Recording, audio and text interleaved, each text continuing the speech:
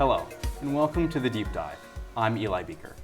Students often equate a diploma with a career, but how can they ensure that their future job is rewarding and meaningful? The recently published book, Is Your Work Worth It?, explains and explores how to think about meaningful work. Today, I'm joined by co-author and Coach Endowed Chair of Business Ethics, Professor Christopher Wong Michaelson. Thanks for coming in today. Thanks for having me, Eli. Christopher, how would students deciding on a major and exploring where to go with their career begin to consider if a field might yield meaningful work? Well, Eli, I think that you used a really critical word, which is exploring. College is a place for exploring. College is a place for testing and discarding and finding your passion and really figuring out something that is going to shape, if not the rest of your life, the largest share of your waking hours of your adult life. So it's a really important question to ask, and I think the key is to look at college as an opportunity to explore, not just as a means to the end of a first job. In your book, you discuss the many ways in which our culture identifies, categorizes, and delineates work. How would you explain what work is? Well, we give a very academic definition in the book of what work is, but we do so that we can think of, what work isn't and what should be work. So the definition that we give is that it's purposeful, done for a purpose, it requires effort, and then the third component is that it is recognized by society as work. And that's kind of the key point, that work that is recognized by society as work is generally work that is determined by tax authorities to be taxable because it is paid work. But think of all the purposeful and effortful things that you do that aren't paid. Working out, for example. Should you get paid for that? Maybe not. But what about, I think you're not at this stage yet, but what about raising one's children? Right. We would love to call that something more honorable than work, but when we outsource it to childcare workers, we pay them to do it as work. And so we sometimes undervalue work that is unpaid, even though it might be the most valuable work there is to do. And actually, that leads to some gender inequity, especially because that kind of work has historically fallen on the shoulders of women. What might be important questions to ask ourselves when reflecting on whether or not our work is meaningful or worth it? Well, I think there's a social scientific way of answering that question, and there's a philosophical way of answering that question. And I'm a philosopher, but my co-author is a social scientist. So social scientists often say, what's meaningful is what feels meaningful to you. And I think that's important. I think that's a component of what meaningful work is, that it ought to feel like something that matters to the person who's doing it. But I think normatively, as a philosopher would say, meaning the way things ought to be, it ought to also benefit society in some way. But there too, it's sort of tricky. What's beneficial to one part of society might be detrimental to another part of society. And so ultimately, I think that meaningful work is in some way intrinsically meaningful. It's done because it is true, good, and or beautiful. In your book, you point out two key events, or perhaps two key tragedies that have taken place in the 21st century that have transformed the way in which purposeful work has been perceived within our culture. The first of those being the attacks on September 11th. How did that impact the importance of meaningful work? It's interesting because I think to your generation, September 11th is past history. To my generation, I was living and working in New York, actually traveling from New York to Washington, D.C.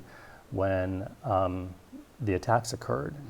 And for me, my memory of 9/11 is that a lot of people sort of reflected on, why am I doing what I'm doing all day when these 2,977 innocent victims, many of whom were working that day.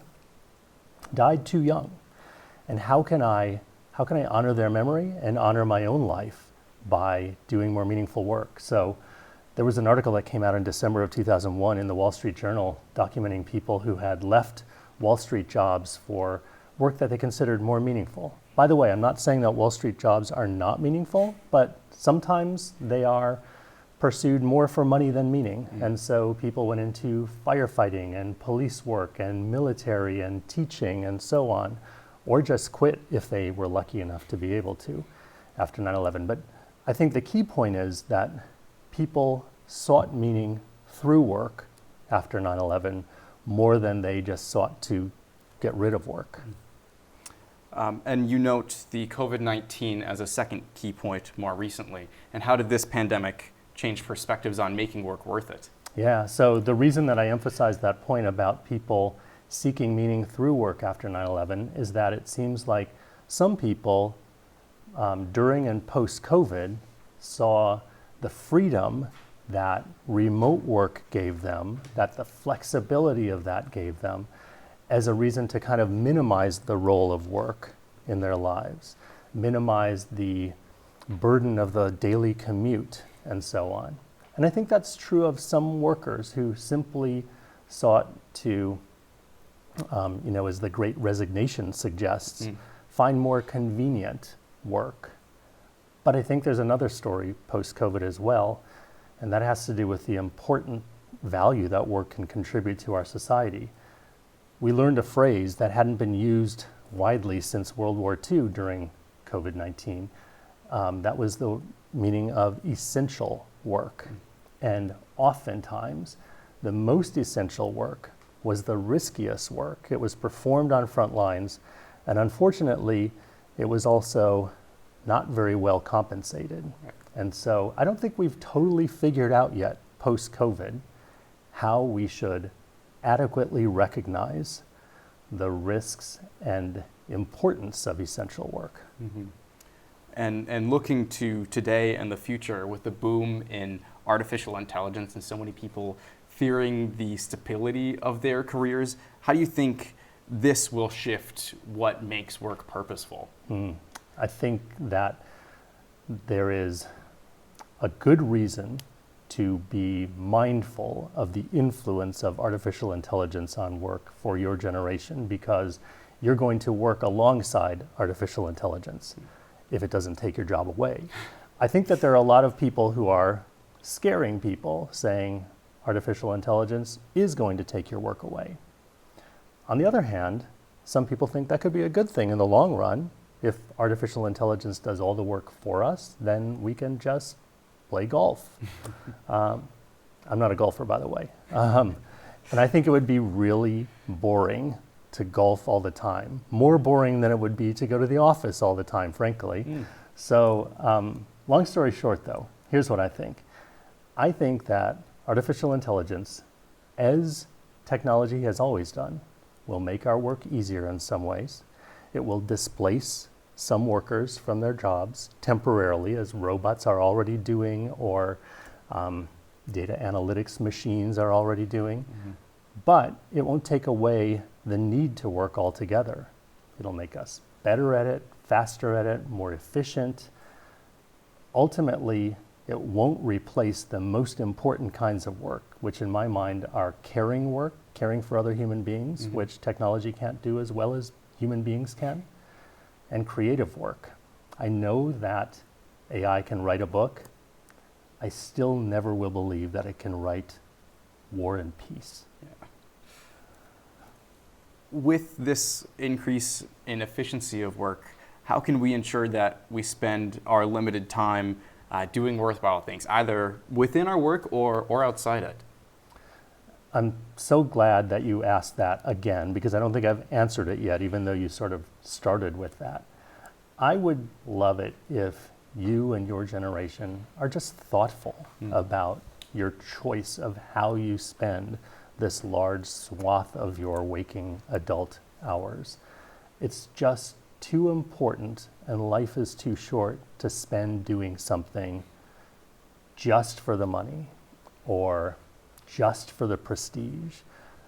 It has to make some kind of social contribution, and some personal contribution. I'm not saying that we won't sometimes need to work for money.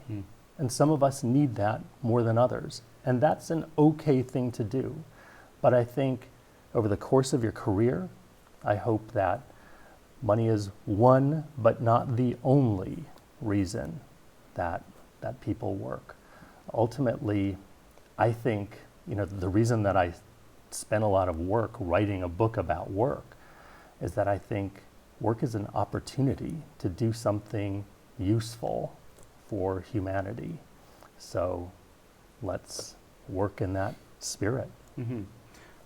On a related note, discussing rewards, either physical or otherwise, recent college graduates, often start their careers in these entry-level positions that may not be paid very well, or don't see the privileges reserved for higher up positions. How can students be motivated to do this kind of work when those initial rewards may not reflect the amount of effort and energy that's put in? Well, I had one of those jobs, actually fresh out of graduate school. I worked for several years in management consulting, and I started pretty low. And although it was the highest paying job I'd ever had to that point in my life, it was well less than what the top income earners in my firm were earning when I was at the entry levels. And I will never regret having done that work, having had the experience of learning how to work in an organization, learning how business is done, and learning about what motivated me and what motivated those whose careers I was supposed to aspire to. And ultimately, the reason that I left management consulting was that I didn't aspire to the same things as the partners in my firm did. But I learned a ton from them. And I guess I would advise anybody to take a job, any job, where you can just learn about yourself and about how the way the world works, as long as you don't let that job change you.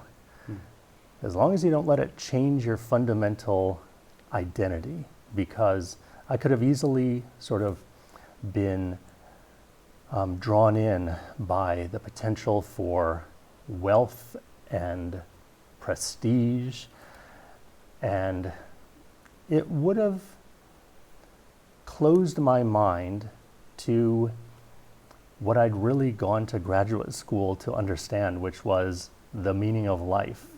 If I had just been working for the sake of money and prestige, I think I would have lost that thread about what is life for? And so it's not a shocker that a book that I wrote with a co-author who also was a management consultant about meaningful work is very much drawing on our own experiences of finding meaning, but also finding meaninglessness in our work. Perhaps molding the work experience to yourself, not molding yourself to that experience, right? Not being molded by a world that is, listen, I think that business is essential to human well-being. I think business can make the world a better place, but all too often we focus more on measuring its success in monetary terms than in meaningful terms. So I guess what I'm saying is don't be molded by that mindset where money is the measure of everything. Well, thank you for your insight, and thanks so much for coming in today. Thanks so much for having me, Eli. Follow along at thecrest.news and follow us on social media at The Crest News for more stories from your campus community. With Professor Christopher Wong Michaelson, I'm Eli Bieker. We'll see you next time we deep dive.